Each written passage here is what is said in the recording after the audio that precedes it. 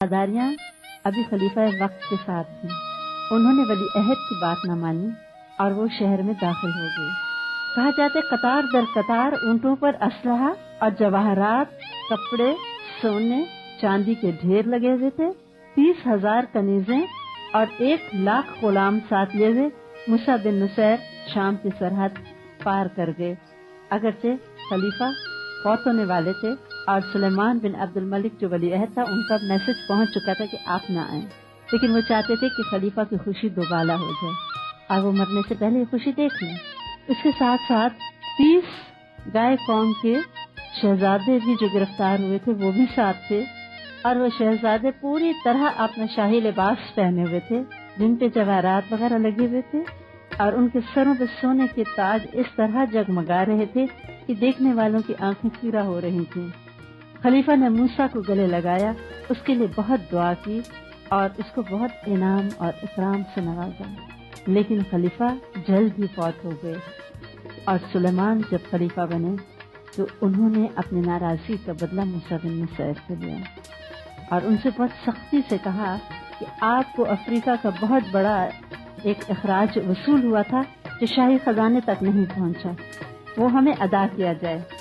उन्होंने कहा मेरे पास इतना माल कभी नहीं आया। कहा गया आया है, आप हर सूरत अदा करें। उन्होंने अपनी सारी जायदादें और जितना भी उनके पास अपना जाती माल था वो सब भी जमा किया, लेकिन वो रकम पूरी न हो सकी जिसका के मुतालबा था।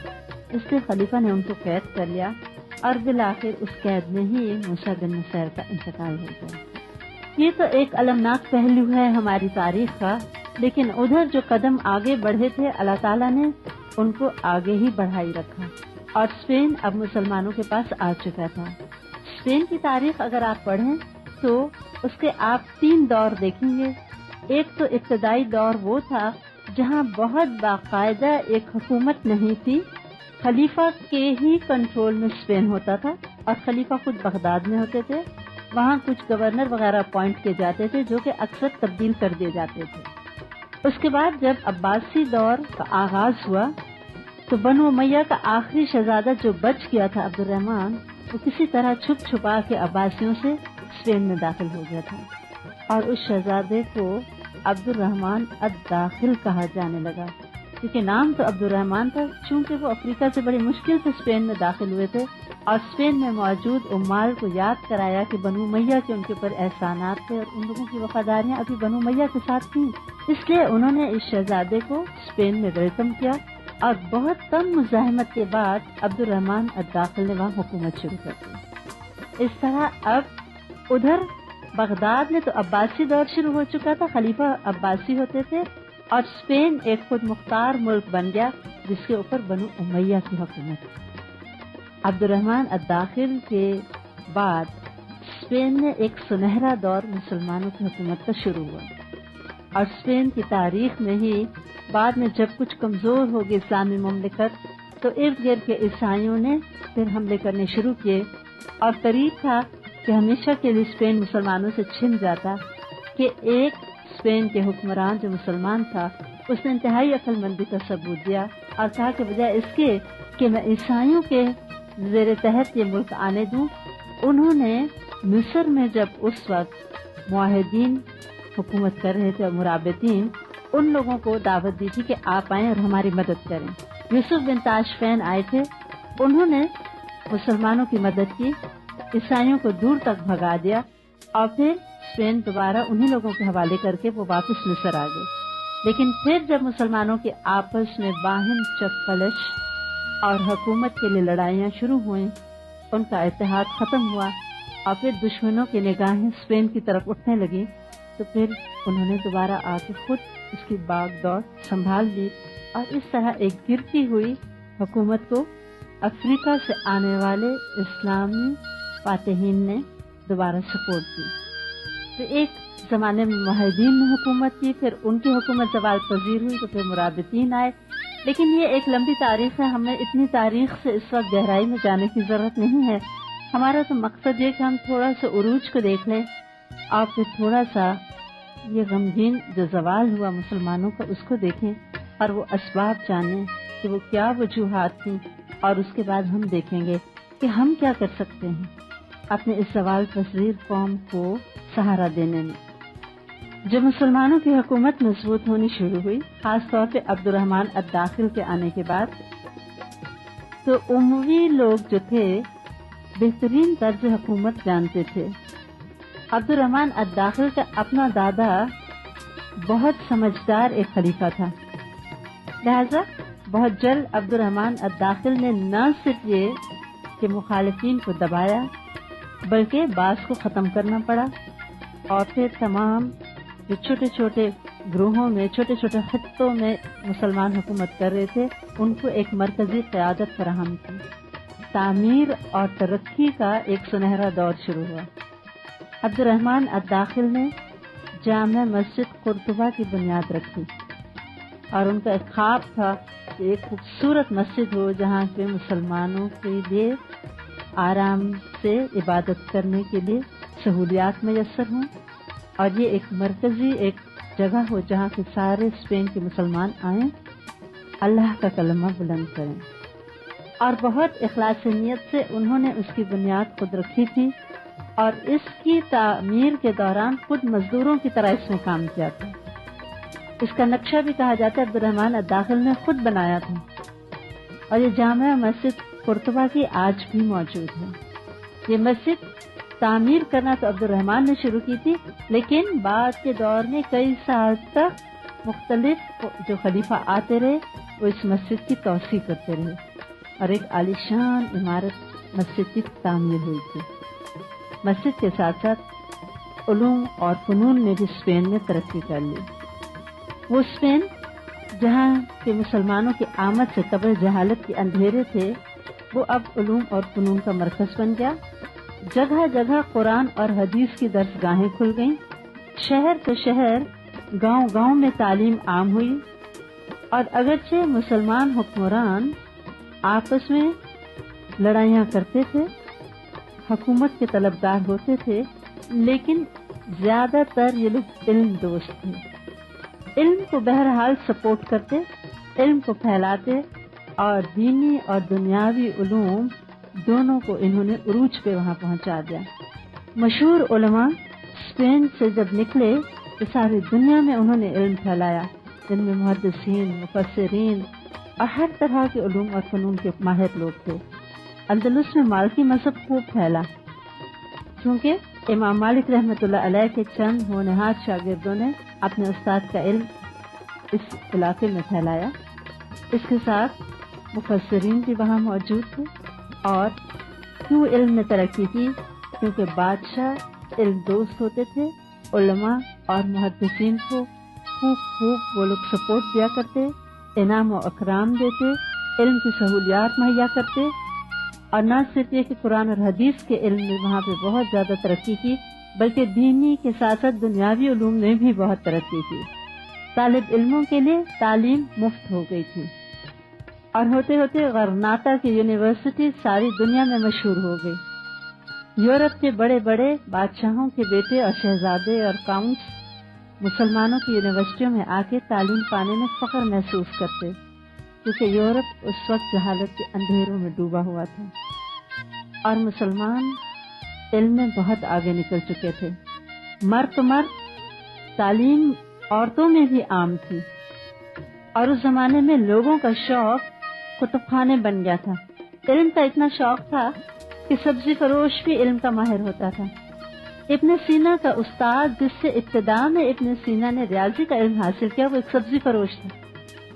بازاروں میں علم کی بحثیں ہوا کرتی، تجارت کے ساتھ ساتھ خوب چمک اٹھی، لیکن علم کا شوق ایسے تھا کہ جس طرح آج کل ہم لوگ ڈیکوریشن پیسز زیادہ سے زیادہ مہنگے خریدنے میں شوق رکھتے ہیں، اس زمانے میں لوگ قیمتی کتابیں جمع کرنے اور پڑھنے کا شوق رکھتے تھے۔ حتیٰ کہ ایک عالم کا آتا ہے بیان کہ وہ کہتے ہیں میں نے بازار میں دیکھا کتابوں کی جب بولی لگ رہی تھی تو بہت ہی نادر کتاب تھی جو کہ بک رہی تھی، تو میرا جی چاہا کہ میں خریدوں کیونکہ مجھے اس کی ضرورت تھی۔ اتنے میں ایک شخص آیا اور اسے اتنی بڑی بولی لگائی کہ میں تو اس کے مقابلے میں نہیں دے سکتا تھا، لہذا میں خاموش ہو گیا۔ تو اسے جب کتاب خریدی تو میں نے بعد میں کہا کہ دیکھو تم نے جو یہ کتاب خریدی ہے تو تمہیں معلوم ہے کہ یہ کیا ہے، یعنی تم اس سے استفادہ کرو گے؟ اس نے کہا مجھے کچھ پتا نہیں کہ اس کے اندر کیا ہے، وہ اتنی خوبصورت لگی مجھے دیکھنے میں کہ میں نے کہا میں ہر قیمت پہ لے لوں گا۔ اور ذاتی کتب خانوں کے ساتھ ساتھ سرکاری لائبریریاں بھی بے شمار تھیں۔ اسپین میں جگہ جگہ کتب خانے کھل گئے تھے، اور ایک ایک کتب خانے میں ایک خلیفہ کا بیان ملتا ہے کہ ان کے ذاتی کتب خانے میں 4 لاکھ کتابیں تھیں، جن میں سے اکثر کتابیں انہوں نے پڑھ رکھی تھی۔ شہزادے بھی کتابیں لکھا کرتے تھے اور ریسرچ ورک ہوا کرتا تھا۔ حیرت ہوتی ہے کہ واقعی ان میں علم کا کتنا شوق تھا۔ المظفر جو بطلیموس کا بادشاہ تھا، اس نے ایک انسائکلوپیڈیا لکھا۔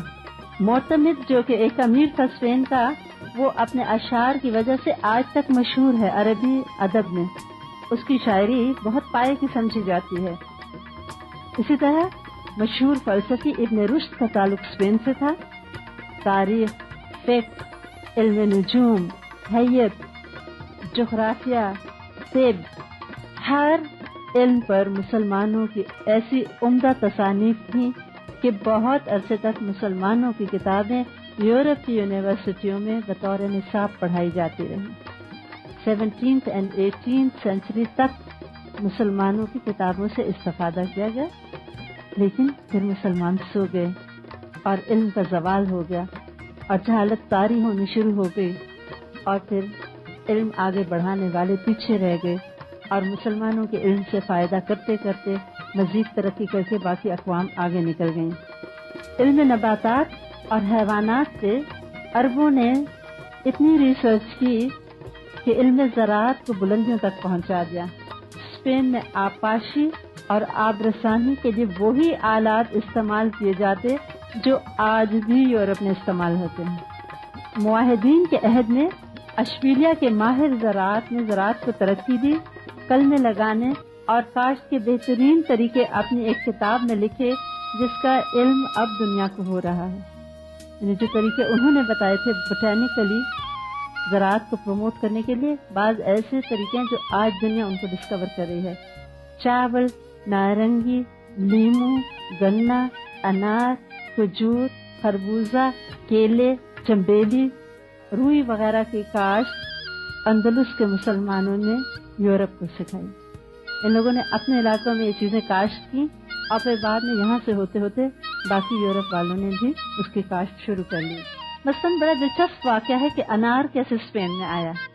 عبد الرحمن الداخل آ تو گیا تھا اور حکومت بھی مل گئی تھی اس کو اسپین میں، لیکن وہ بہت اداس رہتا تھا۔ اس کو شام یاد آتا تھا، اپنا وطن، اپنے پھل۔ تو اس کی بہن جو شام میں تھی اپنے بھائی کے لیے اکثر وہاں کے جو پھل تھے بھیجا کرتی تھی، کیونکہ ان کے دادا کے بہت مشہور ایک باغ ہوتا تھا جس میں طرح طرح کے پودے ہوتے تھے۔ تو وہ بہن کو پتا تھا بھائی یاد کرتا ہے۔ ایک مرتبہ اس نے وہاں کا ایک مشہور جو انار تھا وہ بھیجا، جو کہ بہت میٹھا ہوتا تھا اور خوب رس بھرا بھی ہوتا تھا۔ وہ انار جب عبد الرحمن کے دربار میں پیش کیا گیا، بہت سخی تھا، اس کا جی نہ چاہا کہ وہ اکیلے کھا لے، لہٰذا اس نے دربار میں موجود تمام اپنے لوگوں کو تھوڑے تھوڑے وہ انار آپس میں تقسیم کر دیے۔ ان میں سے ایک سردار بہت عقل مند تھا، اس نے اپنے گھر میں جا کے اس انار کو بو دیا، اور علم زراعت میں تو لوگ بہت ماہر ہو چکے تھے۔ بہت جلد اس نے اس طرح حفاظت کی کہ وہ انار کا پودا چل پڑا، اور ہوتے ہوتے وہ دن بھی آیا جب اس درخت پہ پھل لگ گیا۔ تو وہ پہلا پھل توڑ کے دوبارہ عبد الرحمن کی خدمت میں لایا کہ یہ لیجیے جو آپ نے مجھے انار دیا تھا، اسی کا اب پودا بن گیا اور اس پر سے پھل اترا، میرا جی چاہا پہلا پھل آپ کھائیں۔ عبد الرحمن نہ صرف یہ کہ بہت خوش ہوا، بلکہ اس نے کہا کہ ہم بھی کاشت کرتے ہیں۔ جب بادشاہ نے اس کی کاشت کروائی تو سارے اسپین والوں کو شوق ہو گیا، اور بہت جلد اسپین کے ہر شہر میں وہ انار گھر گھر لگ گیا۔ تو اس انار کا نام ہی سفری انار پڑ گیا۔ تو سفر ہی کرتا رہا، سفر کرتے کرتے کہاں سے کہاں پہنچ گیا اور پھر وہ چل پڑا۔ اسی طرح عبد الرحمن الداخل کو کھجور بہت یاد آتی تھی، اور کھجور کا درخت بہت مس کرتا تھا۔ تو پھر اس نے ایک کھجور کا پودا لگوایا اپنے محل میں، اور اس کی بہت دیکھ بھال کی گئی، تو وہ اکلوتا درخت بالآخر چل پڑا۔ اور ایک دن عبد الرحمن نے اپنی کھڑکی سے باہر جب اس درخت کو دیکھا تو بہت اداس ہو گیا، اور بڑے مشہور اشعار اس نے بولے تھے جو کہ تاریخ میں موجود ہیں۔ اس نے کہا تھا کہ اے درخت تو بھی میری طرح غریب الوطن ہے، اپنوں سے دور اور تنہا ہے، اور پردیس میں تو بھی پل رہا ہے، جو اپنا غم تھا درخت کے ساتھ شیئر کیا۔ بہرحال یہ لوگ اگرچہ باہمی لڑائیوں میں مشغول رہتے تھے لیکن رعایا کا بہت زیادہ خیال رکھا کرتے تھے۔ ان میں سے ایک حکمران کے بارے میں آتا ہے کہ وہ اتنا خدا ترس تھا کہ اس نے اعلان کیا کہ میری حکومت کے تمام فقیروں کو ہر چیز دو، حتیٰ کہ تکیے تک بھی فقیروں کو دیے گئے۔ میرا خیال یہ تاریخ میں انوکھا واقعہ ہے کہ تکیے بھی فقراء کو دیے گئے۔ کہتے کوئی برے حال یا برے لباس میں وہاں نظر نہیں آتا تھا، گلیاں صاف ستھری چمکتی ہوئی ہوتی تھی، ہوا بلکہ اس نے کہا کہ ہم بھی کاشت کرتے ہیں۔ جب بادشاہ نے اس کی کاشت کروائی تو سارے اسپین والوں کو شوق ہو گیا اور بہت جلد اسپین کے ہر شہر میں وہ انار گھر گھر لگ گیا، تو اس انار کا نام ہی سفری انار پڑ گیا۔ سفر ہی کرتا رہا، سفر کرتے کرتے کہاں سے کہاں پہنچ گیا اور پھر وہ چل پڑا۔ اسی طرح عبد الرحمن الداخل کو کھجور بہت یاد آتی تھی اور کھجور کا درخت بہت مس کرتا تھا، تو پھر اس نے ایک کھجور کا پودا لگوایا اپنے نہر میں اور اس کی بہت دیکھ بھال کی گئی، تو وہ اکلوتا درخت بالآخر چل پڑا۔ اور ایک دن عبد الرحمن نے اپنی کھڑکی سے باہر جب اس درخت کو دیکھا تو بہت اداس ہو گیا۔ اور بڑے مشہور اشعار اس نے بولے تھے جو کہ تاریخ میں موجود ہیں۔ اس نے کہا تھا کہ اے درخت تو بھی میری طرح غریب الوطن ہے، اپنوں سے دور اور تنہا ہے، اور پردیس میں تو بھی پل رہا ہے، جو اپنا غم تھا درخت کے ساتھ شیئر کیا۔ بہرحال یہ لوگ اگرچہ باہمی لڑائیوں میں مشغول رہتے تھے لیکن رعایا کا بہت زیادہ خیال رکھا کرتے تھے۔ ان میں سے ایک حکمران کے بارے میں آتا ہے کہ وہ اتنا خدا ترس تھا کہ اس نے اعلان کیا کہ میری حکومت کے تمام فقیروں کو ہر چیز دو، حتیٰ کہ تکیے تک بھی فقیروں کو دیے گئے۔ میرا خیال یہ تاریخ میں انوکھا واقعہ ہے کہ تکیے بھی فقراء کو دیے گئے۔ کہتے کوئی برے حال یا برے لباس میں وہاں نظر نہیں آتا تھا، گلیاں صاف ستھری چمکتی ہوئی ہوتی تھی، ہوا اور روشنی کا خاص طور پر اہتمام ہوتا تھا، پانی گھر گھر تک پہنچایا جاتا تھا، حمام تھے بے شمار ایک ایک شہر میں، ہزاروں حمام ایک ایک شہر میں ہوا کرتے تھے، اور یہ ایک صاف ستھری قوم تھی، جبکہ یہ وہ وقت تھا جبکہ پیرس اور لندن کی گلیوں میں کیچڑ اور اندھیرا ہوا کرتا تھا، لوگ گندگی میں ڈوبے ہوئے تھے اور ان کے راہب تو پانی استعمال نہ کرنے پہ فخر محسوس کرتے تھے۔ اس وقت مسلمانوں کی صفائی ستھرائی، شہر کا عمدہ انتظام، علم، ترقی اور پروگریسو مائنڈڈ لوگ تھے، رعایا کا خیال تھا۔ ایک حکمران اتنا رحم دل تھا کہ وہ اس حد تک خیال کرتا تھا کہ رات کے اندھیرے میں تھیلیاں بھر بھر کے دولت کی اپنے لوگوں کے ذریعے بیواؤں کو، ضرورت مندوں کو اندھیروں میں بھجوایا کرتا تھا، تاکہ کسی کو یہ بھی نہ پتا چلے کہ فلاں فلاں ضرورت مند ہے اور اس کی مدد کی جا رہی ہے۔ اسی طرح ان کا دل ہوتا تھا کہ مسجدیں آباد رہیں، تو وہ اندھیری اور سرد ترین راتوں میں، جبکہ اکثر لوگ بارش وغیرہ کی وجہ سے مسجد نہیں جا پاتے تھے، ایسے میں اگر کچھ لوگ رات کو مسجد میں پائے جاتے تو بادشاہ تھیلیوں میں ان کو مال بھیجا کرتا تھا انکریج کرنے کے لیے، تاکہ لوگ مسجدوں کو آباد رکھیں۔ ایک حاکم میں ایک بڑی مشہور پل تھی جہاں سے بہت آمد و رفت ہوتی تھی، اور یہ پل کئی بار مرمت کی جا چکی تھی، لیکن پھر وہ خستہ حال ہوئی تو بہت بڑی قیمت لگا کے اس پل کی مرمت کروائی۔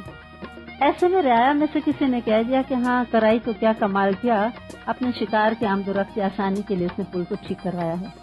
اس نے عہد کر لیا کہ جب تک زندہ رہوں گا اس پل پر سے نہیں گزروں گا، اور مرتے دم تک وہ اس پل پر سے پھر کبھی نہیں گزرا، تاکہ لوگ یہ نہ کہیں کہ اس نے اپنی ذات کے لیے اس پل کو ٹھیک کرایا ہے۔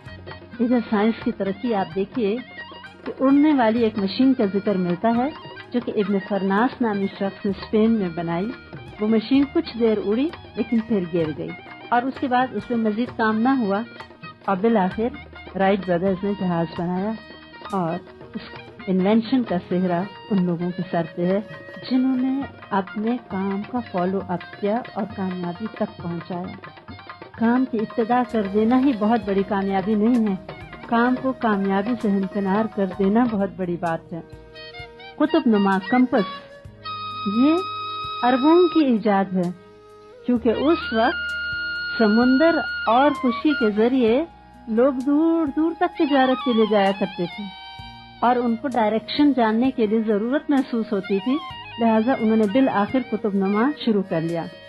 عربوں کی ترقی کا یہ عالم ہو چکا تھا اسپین میں مسلمانوں کا کہ وہ روئی اور استعمال شدہ کپڑے سے بھی کاغذ بنانے لگے تھے، چونکہ کاغذ کی ڈیمانڈ بہت بڑھ گئی تھی جب علم کی ترقی ہو رہی تھی، اور ایک ایک مصنف اٹھتا اور اپنے اپنے فیلڈ میں 17 اور 20 والیوم پہ وہ کتابیں لکھ جاتا تھا۔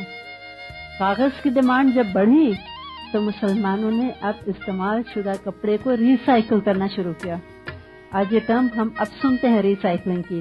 مسلمان اس زمانے میں استعمال شدہ کاٹن کے کپڑے کو ریسائیکل کرتے اور اس سے کاغذ بنتا، اور جو کاغذ پھر زائد از ضرورت ہو جاتا تو پھر وہ یورپ میں ایکسپورٹ کیا جاتا تھا۔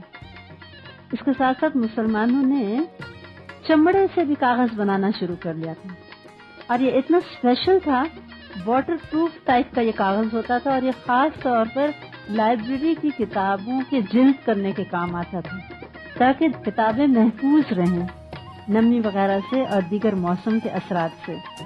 توپ اور ہتھیار اور مختلف اسلحے بھی مسلمان بناتے، اور تلیتلا کے نیزے اور تلواریں خاص طور پر مشہور تھیں، یعنی ہر شہر کی ایک خاص اسپیشلٹی ہوتی تھی، اور اسی طرح توپ ٹائپ کی ایک چیز مسلمان بنایا کرتے تھے۔ اور پھر جنگی فنون میں نوجوانوں کو برچھیاں مارنا، تلواریں چلانا اور دیگر علوم میں بہت ماہر کر دیا گیا تھا۔ تعلیم نسواں کا یہ حال تھا کہ اندلس میں مردوں کے ساتھ ساتھ خواتین میں بھی تعلیم عام تھی۔ معاہدین کی ایک شہزادی تھی جو کہ اپنی شاعری میں اور علم میں، بیان میں بلاغت کی انتہا کو پہنچ گئی تھی، اور اس کی شہرت دور دور تک پہنچ گئی تھی۔ ام سعد قرطبہ کی مشہور محدثہ تھی، خاتون۔ ایک اور خاتون تھی جن کا نام لبانہ تھا، وہ علم ہندسہ کی بڑی ماہر تھی، الجبرا اور جیومیٹری کے مشکل سے مشکل پرابلمز کو بہت جلد حل کر لیتی تھی۔ اور ایک اور مسلمان خاتون کا آتا ہے کہ وہ کرناٹک یونیورسٹی میں میتھس سے جا کے لیکچرز دیا کرتی تھی۔ حفصہ نامی ایک خاتون تھی جو خوش نویسی میں کمال کو پہنچ گئی تھی۔ العروضیہ معنی اور بیان کی فاضلہ بھی تھی۔ انہی قانون کا درس دیتی تھی، لائرز بھی تھیں مسلمان خواتین اس زمانے میں۔ اور ایک شہر کا آتا ہے کہ صرف ایک شہر میں 127 خواتین خوش نویسی میں مشہور تھیں جو ہر وقت قرآن پاک لکھا کرتی تھیں ہاتھ سے، صرف ایک شہر میں۔ اب باقی آپ پورے ملک کا اندازہ کر لیجیے۔ اور ادھر مشہور سیاح ابن بطوطہ یہیں کا تھا۔ ایک اور مشہور تھا ابن زید العربی القرطبی، اس نے گھوڑوں کے نسب پہ کتاب لکھی۔ ابن حسان نے اندلس کی تاریخ لکھی اور ایک 60 جلد پر مشتمل تھی تاریخ، اور ایک 10 جلدوں پر۔ اور یہ بھی یاد رکھیں کہ ابھی پرنٹنگ نہیں ہے، ہاتھ سے لکھی جا رہی کتابیں۔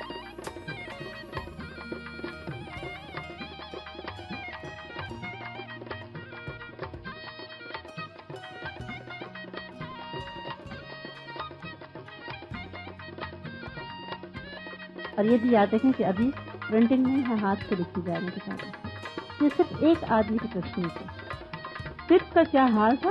میڈیسن میں مسلمان اتنے آگے تھے کہ اندلس کے مشہور طبیب ہیں زہراوی اور ابن زہر، اور ایک اور مشہور جراح تھا ابو القاسم، کہا جاتا فن جراحی کا یہ معجد تھا۔ کتابیں بھی لکھتے، جڑی بوٹیوں کے اوپر تحقیق کرتے، دوائیاں بناتے، اور سب سے پہلے کڑوی گولیوں کے اوپر میٹھی کوٹنگ مسلمانوں نے کی، شوگر کوٹڈ پلز کی ابتدا مسلمانوں نے کی۔ گھڑیاں ایسی ایسی کمال کی بناتے تھے کہ دھوپ سے چلنے والی سن ڈائل ٹائپ کی گھڑیاں ہوا کرتی تھی، یہ صرف دھوپ کی انرجی سے چلتی تھی۔ اور جو تو کارخانے تھے ان کا پوچھئے کچھ نہ کہ ایک ایک شہر میں کتنے کارخانے ہوا کرتے تھے۔ ایک شہر میں سوتی کپڑا بڑا مشہور تھا، ایک شہر کا ریشم بہت مشہور تھا، ایک شہر کے برتن بڑے مشہور تھے، پوٹری جسے ہم کہتے ہیں، اور وہ اتنی فائن چائنا بنایا کرتے تھے کہ کہتے ہیں کہ اس جیسے فائن چائنا شاید ہی پھر دوبارہ بنا ہو۔ اور یورپ تک دور دور وہاں کے برتن خریدے جایا کرتے تھے اور پسند کیے جاتے تھے۔ شاندار عمارتیں بنتی، سائنس اور ٹیکنالوجی ترقی کر رہی تھی، اشبیلیا میں کپڑے بنانے کے 5000 سے زائد کارخانے تھے. ایک شہر کے قریب 1,00,000 کے قریب زیتون کے درخت تھے. یعنی کوئی صرف زرعی تھا، کوئی صرف انڈسٹریل ایریا تھا، اور زراعت کا یہ حال تھا. 1,00,000 کے قریب زیتون کے درخت ایک شہر کے پاس تھے، اور وہاں زیتون کا تیل صاف کرنے کے کارخانے لگا دیے گئے تھے. اور بیسٹ آلیو آئل اس زمانے میں اسپین میں بنتا اور ساری دنیا میں جایا کرتا تھا. غرناطہ میں کوئی جگہ ایسی نہ تھی جہاں انگوروں کی بیلیں نہ چڑھی ہوئی ہیں. اس کے ساتھ ساتھ مختلف مسالہ جات مسلمانوں نے اگائے، جیسے زعفران، کالی مرچیں، بادام، پستے، توت وغیرہ تھے. ریشم کے کیڑے بھی رکھے جاتے، سوتی کپڑا بھی بنتا، ریشمی کپڑا بھی بنتا. اور عام لوگ اسپین میں اس وقت جو لباس پہنتے تھے وہ یورپ کے صرف بادشاہ پہن سکتے تھے. اس زمانے میں اتنی خوشحالی اور ترقی تھی کہ عام شہری کا بھی اسٹینڈرڈ ایک بادشاہ کے برابر ہو گیا تھا. پوری دنیا میں اندلس جیسا کپڑا کہیں نہیں بنتا تھا.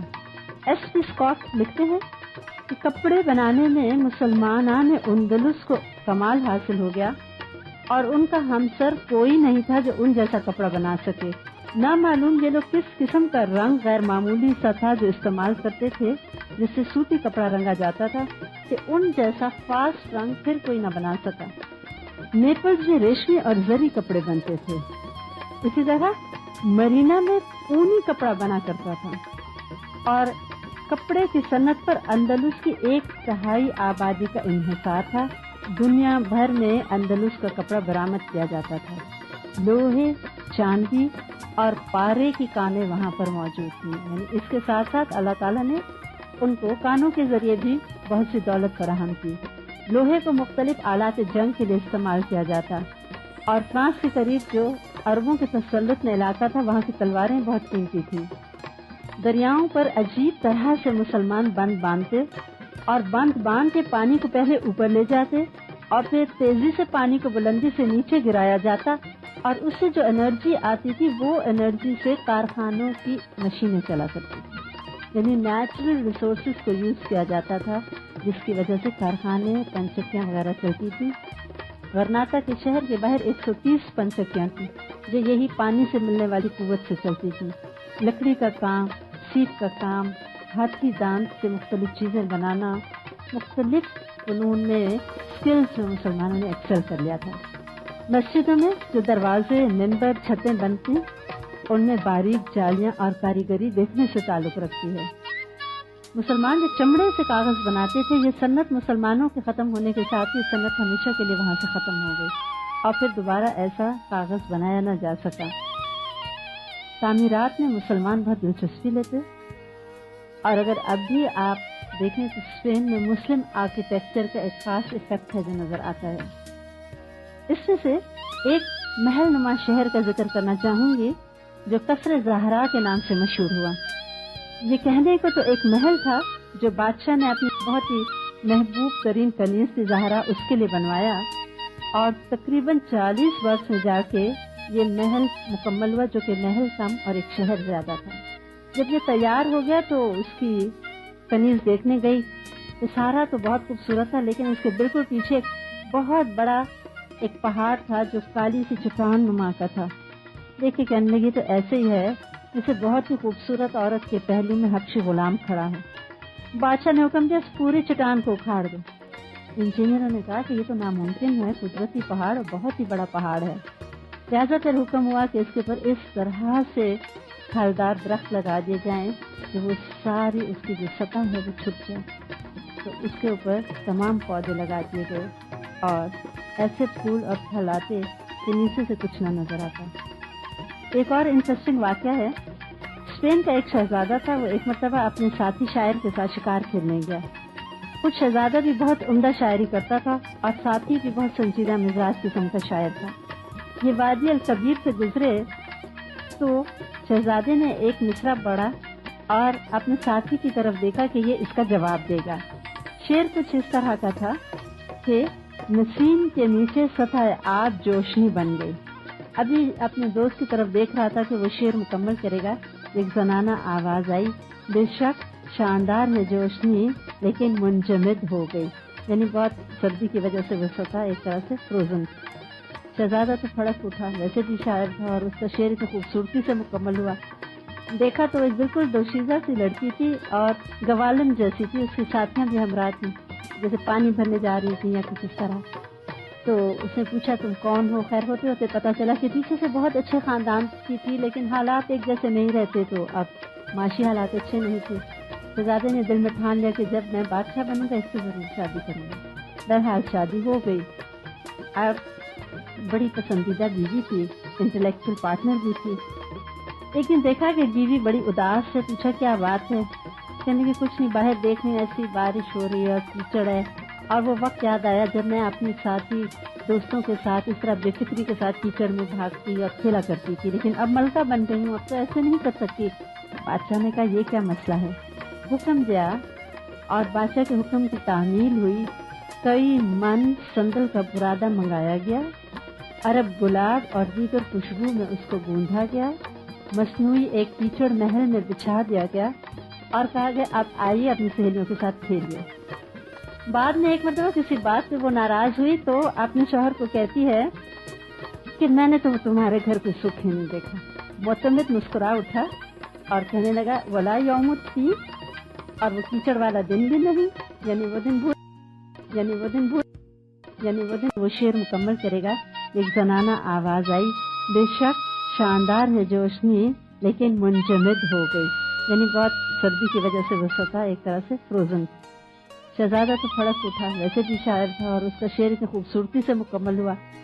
دیکھا تو ایک بالکل دوشیزہ سی لڑکی تھی اور گوالم جیسی تھی، اس کی ساتھیاں بھی ہمراہ تھیں، جیسے پانی بھرنے جا رہی تھیں یا کچھ اس طرح۔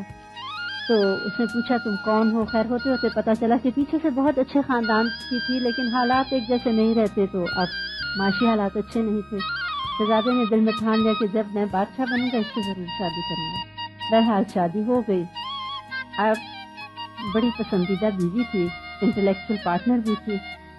ایک دن دیکھا کہ بیوی بڑی اداس سے، پوچھا کیا بات ہے؟ کہنے کی کچھ نہیں، باہر دیکھنے ایسی بارش ہو رہی ہے اور کیچڑ ہے، اور وہ وقت یاد آیا جب میں اپنی ساتھی دوستوں کے ساتھ اس طرح بے فکری کے ساتھ کیچڑ میں بھاگتی اور کھیلا کرتی تھی، لیکن اب ملکہ بن گئی ہوں، اب تو ایسے نہیں کر سکتی۔ بادشاہ نے کہا یہ کیا مسئلہ ہے؟ حکم دیا اور بادشاہ کے حکم کی تعمیل ہوئی۔ کئی من سندل کا برادہ منگایا گیا، عرب گلاب اور دیگر خوشبو میں اس کو گوندھا گیا، مصنوعی ایک کیچڑ محل میں بچھا دیا گیا اور کہا گیا اب آئیے اپنی سہیلیوں کے ساتھ کھیلیے۔ بعد میں ایک مرتبہ کسی بات پہ وہ ناراض ہوئی تو اپنے شوہر کو کہتی ہے کہ میں نے تو تمہارے گھر کو سکھ ہی نہیں دیکھا۔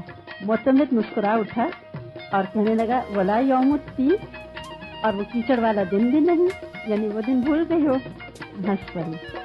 اور پھر بعد میں ایسا زوال آیا، معتمد اور ان کی بیوی کا نام اعتماد تھا، کہ پھر وہ وقت آیا، تاریخ نے وہ رخ بھی دیکھا، ان سے حکومت چھن گئی، غربت کا دور تھا اور اعتماد چرخہ کاٹ کے اپنا گزر اوقات کرتی تھی۔ بہرحال ایسے ہی ایک دن باہر انہوں نے دیکھا اپنے قصر سے تو برف باری ہو رہی تھی، ابھی یہ حکومت موجود ہے، تو انہوں نے دیکھا تو اپنے شوہر کو کہا کتنا اچھا ہو کہ ہر وقت ایسے ہی لگے جیسے کہ برف پڑ رہی ہے، سفید سفید ہوا ہر طرف۔ انہوں نے تمام باہر جو باغات کو اکھڑوا کے بادام کے درخت لگوا دیے تاکہ جب شگوفے کھلیں تو بیوی کو ایسے لگے گا ہر طرف برف ہی برف پڑی ہے۔ یعنی اتنے زیادہ اللہ تعالیٰ کی طرف سے ان کو وسائل تھے کہ اس طرح کے کام تو ان کے لیے کوئی مشکل ہی نہیں تھا، اور اوپر سے ٹیکنالوجی اور ماہرین۔ بہرحال مسلمانوں کی ترقیوں کی بات ہو رہی تھی، ان کی ایجادات کی بات ہو رہی تھی، اسی میں تعمیرات میں مسلمانوں نے بہت ایکسل کیا تھا، اور خاص طور پہ قرطبہ کی جو جامع مسجد ہے وہ تو اتنی خوبصورت ہے کہ اتنے 100 سال گزرنے کے بعد بھی اپنے ماہرین نے فن کی ایک منہ بول کی تصویر، اگرچہ مسلمانوں کے زوال کے بعد اس پہ تالا ڈال دیا گیا اور حکم ہوا کہ اب کوئی یہاں نماز نہیں پڑھ سکتا اور اذان بھی نہیں دی جا سکتی، اور اس کے کئی حصوں کو ڈیمیج کیا گیا اور کچھ حصوں کو تو گرجا بنا دیا گیا۔ لیکن یہ مسجد بہت بڑی ایک مسجد تھی، اس میں زینے تھے اور انہیں 107 سیڑھیاں تھیں جن پہ چڑھ کے اوپر جایا جاتا۔ 10,000 فانوس اس مسجد میں رات کو روشنی کیا کرتے تھے، اور ان میں سے 3 فانوس خاص طور پہ بہت بڑے اور خالص چاندی کے تھے۔ ہر فانوس میں 1000 سے زائد پیالے تھے جن میں تیل ڈالا جاتا تھا اور 36 سے تقریباً 1 من تیل ایک رات میں ان فانوسوں میں جلایا جاتا، جس سے ساری مسجد میں رات کو روشنی ہوتی۔ خالی ان کی جھاڑ پونچھ کے لیے اور صفائی کے لیے کئی 100 ملازم تھے۔ ان کا کام تو صرف ان کی شیشوں کو چمکاتے رہے اور صفائی کو قائم و دائم رکھیں۔ کہتے ہیں اس کی محرابیں سنگ مرمر کے ستونوں پہ قائم ہیں جن سے سنہرا کام بنا ہوا تھا۔ محراب کے قریب ایک خاص ممبر بنوایا گیا تھا، یہ خالص ہاتھی دانت کا تھا اور 7 برس میں یہ مکمل ہوا۔ 3600 مختلف رنگوں کی لکڑیوں سے بنا ہوا تھا اور ان لکڑی کے ٹکڑوں کو چاندی کی میخوں سے جوڑا گیا۔ اس پہ ہر قسم کے قیمتی پتھر لگے ہوئے تھے اور صرف ممبر کی قیمت 3.5 لاکھ دینار تھی۔ الحمرہ جو ہے یہ تب تعمیر ہوا تھا جب مسلمان زوال پذیر ہو گئے تھے۔ اب ان کے پاس ویسی دولت نہ رہی تھی جیسے پہلی ہوتی تھی، کچھ حصے نکل چکے تھے، عیسائیوں کے ہاتھوں میں تھے۔ اس وقت مسلمانوں نے سرخ مٹی سے یہ تعمیر کی اور الحمرہ دراصل وسیع و عریض باغات سے مشتمل ایک تعمیر تھی اور اس میں مسلمانوں کے 700 سالہ تجربات کی نچوڑ کو شامل کیا گیا۔ اب کہتے ہیں کہ اس میں بہت مہنگا سنگ مرمر اور دیگر قیمتی پتھر تو نہ لگائے جا سکے، لیکن پھر بھی اس کا علاقہ 2200 کلومیٹر کے رقبے پہ پھیلا ہوا تھا اور اپنی دیوار اور 22 برجوں کی وجہ سے یہ دور سے قلعہ نما تعمیر نظر آتا ہے۔ مشہور جغرافیہ دان الادریسی قرطبہ سے پڑھ کے نکلا تھا، جس نے سسلی کے ایک بادشاہ کے کہنے پر چاندی کا گلوب بنایا تھا، دنیا کا پہلا گلوب جس میں ساری دنیا کا نقشہ تقریباً وہی ہے جو آج بھی آپ گلوبس پہ دیکھتے ہیں، تو وہ قرطبہ کے ایک شاگرد کا کام تھا۔ پہلا گلوب الادریسی کا بنایا۔ ہر عروج رازوال، ہر عروج کے بعد زوال آتا ہے اور یہی اسپین میں ہوا۔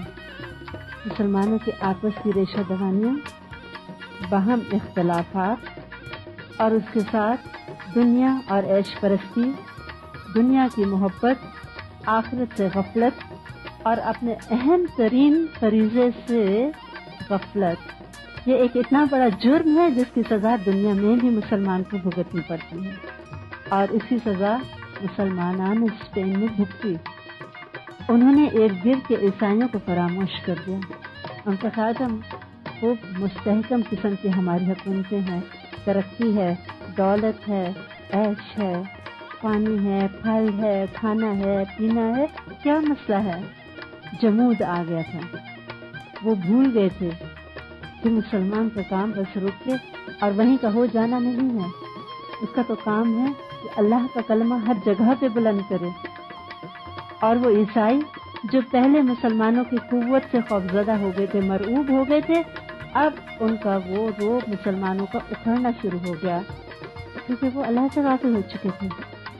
عیسائیوں نے آپس میں مل مل کے اتحاد کرنا شروع کیا اور یوں وہ قوم جو کہ فرانس تک پہنچ چکی تھی، اب اسی قوم کو تمام یورپ مل کے مغلوب کرنے کی سازشیں کر رہا تھا۔ ایک خاتون کا میں نے پڑھا، وہ کہتی تھی کہ میرے شوہر فرانس میں تھے تو میں ایک جگہ پہ گئی، ان کا نام ہے زکیہ ارشد حمید اور ان کی کتاب ہے سورج کے ساتھ ساتھ۔ انہوں نے اپنے سفر نامے میں لکھا کہ مجھے اسپین کے کرب کا احساس ایک مرتبہ ہوا جب میں نے پیرس کے مضافات کے ایک مقام پہ ٹورز کا بورڈ لگا ہوا دیکھا۔ میں نے سوچا میں یہ ٹور کروں گی، اور لیوان کا علاقہ تھا، یہ وہ قدیمی علاقہ تھا جو بالکل مسلمانوں کی اسپین کی سرحد کے ساتھ فرانس کا ملتا تھا۔ میں وہاں گئی تو وہاں گرجے میں ایک راہبہ کو دیکھا، وہ مجھے اس علاقے کی تاریخ بتانے لگی اور کہنے لگی یہ جو قلعہ آپ دیکھ رہے ہیں یہ 8ویں صدی کے بعد تعمیر ہوا، کیونکہ اس زمانے میں جنوب کی جانب سے اسپین سے فاتحین مسلمانوں کی پیش قدمی جاری تھی اور اس کو روکنے کے لیے یہ قلعے تعمیر کیے گئے اور بعد میں انہی قلعوں کو گرجے بنا دیا گیا۔ زکیہ کہتی ہیں اس وقت میرے تصور میں ماضی ابھرا اور تصور میں سبز پرچم لیے مسلمان سپاہی نعرے لگاتے ان پہاڑوں کو اپنے قدموں تلے رونتے ہوئے آگے بڑھتے ہوئے نظر آ رہے تھے انہی میدانوں کی مٹی پہ ان کی جبین اپنے اللہ کے حضور جھکی ہوگی. ان کی عظمتوں کی ایک ایک نشانی نصرانیوں نے مٹا دی. مسلمان اپنے ساتھ یورپ میں علم کے خزانے لائے. ریاضی، سائنس اور طب قابل ذکر ہے، لیکن مسلمانوں کے زوال کے بعد یہ ایجادات یورپ والوں کے نام منتقل ہو گئیں. اندلس زوال پذیر ہوا. چھوٹے چھوٹے ٹکڑوں میں اب یہ حکومت بٹنے لگی. چھوٹی چھوٹی ریاستیں، خود غرضی، اپنی حکومت، اپنا مفاد اور دنیا پرستی مسلمانوں کی سوچ کا محور یہی رہ گیا. حال یہ ہوا کہ بھتیجا چچا کے خلاف بغاوت کر دیتا اور باپ بیٹے کو قتل کر کے ہٹا کے حکومت لینے کی پلاننگ کرتا. باپ آگے بڑھتا کسی جگہ کو فتح کرنے اور پیچھے سے بیٹا قابض ہو جاتا اس کی حکومت پہ. ایسی قوم بھلا کیسے فلاح پا سکتی ہے؟ عیسائیوں نے دیکھا کہ ان کا اتحاد کمزور ہو گیا ہے. وقت آ گیا ہے ان کو نکال دیا جائے. ایک کے بعد ایک ان کی یونائٹڈ فورس حملہ کرتی اور مسلمانوں سے آہستہ آہستہ اسپین کے علاقے نکلنا شروع ہو گئے اور دوبارہ عیسائیوں کے تسلط میں آنے لگے. اور ایسے میں ایک نالائق ترین مسلمانوں کا آخری حکمران تھا ابو عبداللہ. وہ عیسائیوں کو اپنے ہی مسلمانوں کے خلاف مدد کے لیے پکارتا اور کہتا اگر تم لوگوں نے میرے اپنے مسلمانوں کے خلاف مدد بھیجی اور مجھے فتح ہو گئی میں تمہیں فلاں فلاں علاقہ اپنا دے دوں گا. یہی تو عیسائیوں کو چاہیے تھا. ہر ایک کے بعد ایک کے بعد ایک ان کے قدم آگے بڑھنے لگے. حالانکہ یہ وہ مسلمان تھے کہ ان کے آگے کوئی ٹھہر نہیں سکتا تھا، لیکن عیسائی بھی اپنے موقف پہ مضبوط رہے اور اتنے 100 سال کے بعد بھی ان کے ایک ہی عزم اور ارادہ تھا کہ ہم نے اپنے علاقے سے ان کو نکالنا ہے. اور ان کی لانگ ٹرم پلاننگ ہوتی تھی جس سے آخرکار وہ کامیاب ہوئے اور مسلمان کوتاہ اندیشی سے سوچتے رہے، اس لیے وہ شکست پانے لگے.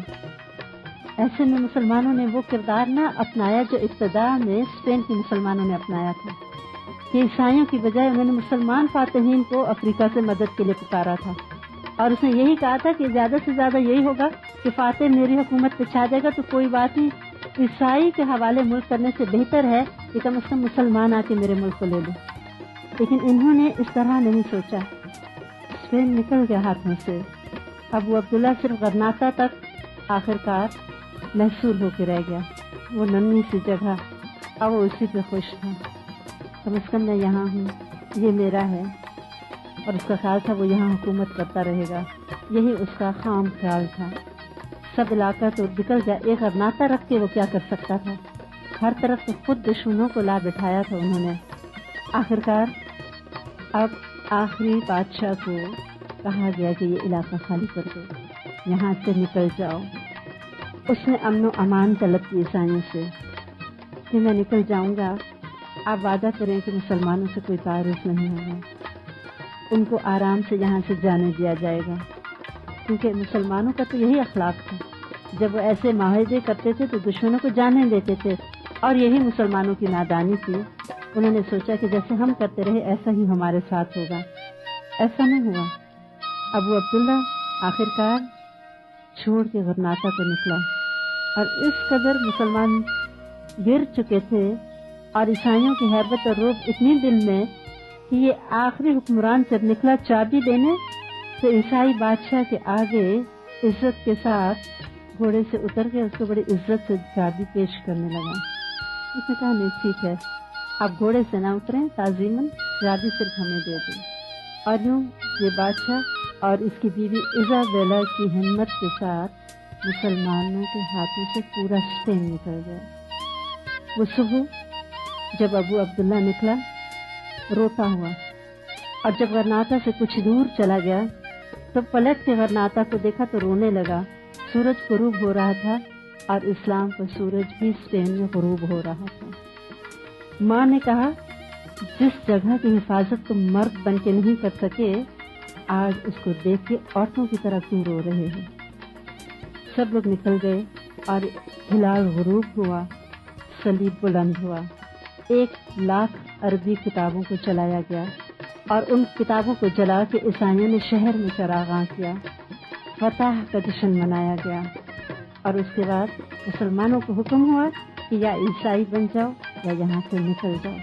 عربی زبان بین ہے، عربی لباس بین ہے، اذان بین ہے اور اجتماعی نماز بھی بین ہے۔ اسلامی تشخص کو پوری طرح مٹانا مقصود ہے۔ مسلمان نکلنا شروع ہوئے، لیکن وعدے کی خلاف ورزی کرتے ہوئے کئی ہزار مسلمانوں کو زندہ جلا دیا گیا۔ چھپ چھپا کے کچھ لوگ نکلے اور ابو عبداللہ بھی اپنے خاندان کے ساتھ نکل گیا۔ پھر سقوط غرناطہ کے بعد عیسائیوں نے وہ ظلم ڈھائے جو کہ شاید ہی کسی فاتح قوم نے مفتون پہ ڈھائے ہوں۔ مسلمانوں کا نام و نشان مٹ گیا۔ اور علامہ اقبال روتے ہیں، جتنے نالہ کش شیراز کا بلبل ہوا بغداد پر، داغ رویا خون کے آنسو جہاں آباد پر، آسمان دولت غرناطہ جب برباد کی، ابن بدروں کے دل ناشاد میں فریاد کی، غم نصیب اقبال کو بخشا گیا ماتم تیرا، چن لیا تقدیر نے وہ دل کہ جو تھا محرم تیرا۔ وہ غم ہر مومن کے دل میں ہے، اسلام کے زوال پہ غم ہے، اپنی غفلت اور نادانیوں کا غم ہے۔ اور اسپین کی کہانی ہمیں ایک پیغام دیتی ہے کہ اگر اب بھی مسلمان ہوش میں نہ آئیں اور اب بھی اگر انہوں نے اپنے فرض سے غفلت کی تو یہ کہانی بار بار دہرائی جائے گی۔ اندلس کا ایک اور معنی بھی ہے اور اس کا مطلب ہے شدید خشک سالی کے بعد بارش کا آنا۔ انشاءاللہ پھر وہ بارش آئے گی کہ اندلس میں پھر اسلام زور پکڑے گا اور پھر یہ ہریالی ہر طرف چھائے گی۔ اور اس کی ایک ننھی سی کوشش مراکش کے ایک امیر نے شروع کی اور کچھ دیگر مسلمان ملکوں نے بھی، لیبیا وغیرہ نے مل کے کوششیں کی کہ کم از کم اسپین نے دوبارہ